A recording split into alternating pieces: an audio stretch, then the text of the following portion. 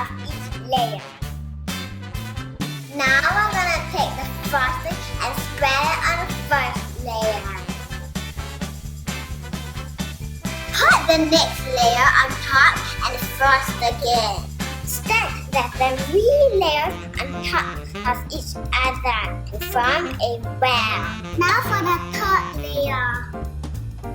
Put the pepper, adding the sprinkle surprise. Now it's time to cover it.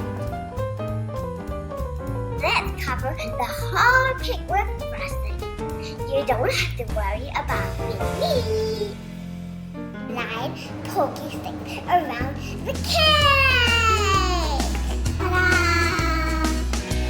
Top the cake with lots and lots of candy floss and a lot of